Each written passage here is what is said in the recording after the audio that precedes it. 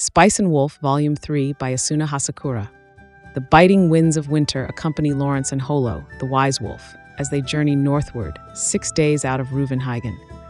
The sting of the cold is somewhat dulled by warm clothing and the comforting presence of Holo, whose luxuriously furred tail serves as a makeshift muffler for Lawrence. Holo, a beautiful young woman with flowing chestnut hair and pointed ears, yearns for a hot meal after days of meager rations, and Lawrence assures her that the bustling winter market in the city of Kumersun will satisfy her desires. Their path converges with a caravan transporting live fish, an extravagance that catches Lawrence's eye. He is further surprised by the caravan's owner, Fermi Amati, a young and refined fishmonger with wavy blonde hair, who commands respect with his shrewd business acumen. A twist of fate reveals that Amati is also a member of the Rowan Trade Guild, the same as Lawrence, leading to an offer of accommodation in Kumersun during the busy Ladora festival. In Kumersun, Holo and Lawrence indulge in a feast of fish and shellfish, a welcome change from their travel rations.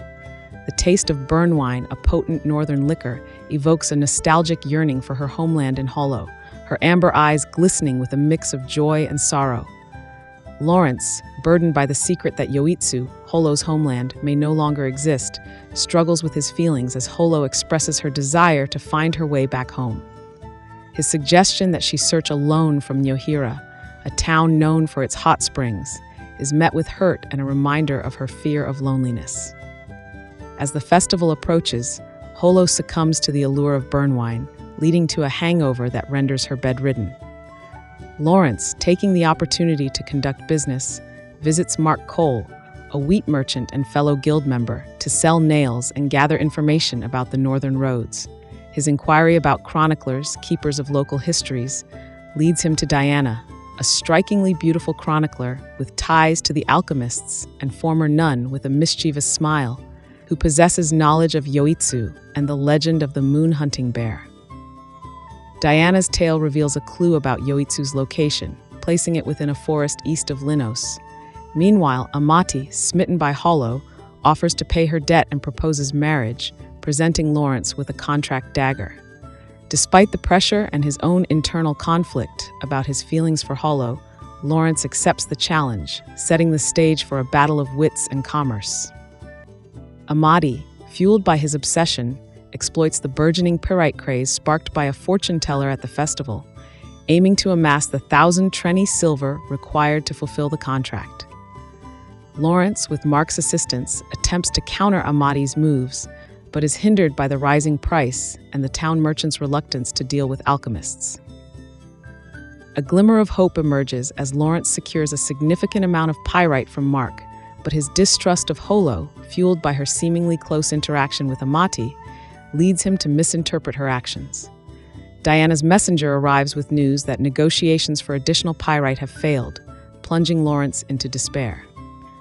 However, a timely intervention by Lant, Mark's loyal apprentice, rekindles Lawrence's hope and determination. He realizes his mistake in doubting Holo and resolves to trust her, recognizing the deep bond they share. With renewed optimism, Lawrence formulates a plan to crash the pyrite market, utilizing the rumor about rising wheat prices and his remaining pyrite. To his surprise and relief, Holo reappears, revealing that she had secured a large quantity of pyrite from Diana and was waiting for the opportune moment to sell. Together, they flood the market, causing the price to plummet and dashing Amati's hopes.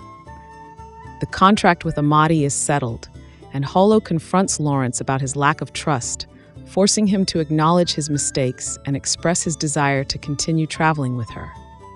Holo, though initially angered by his misjudgments, reveals that she too wishes to remain by his side and shares the story of Diana, a bird spirit who fell in love with a human, highlighting the possibility of their own unconventional bond. As the festival concludes with a blazing bonfire, Lawrence and Holo stand together, united by their shared experiences and an unspoken connection that transcends words and defies explanation. Their journey toward Yoitsu continues, fueled by hope, trust, and the promise of further adventures.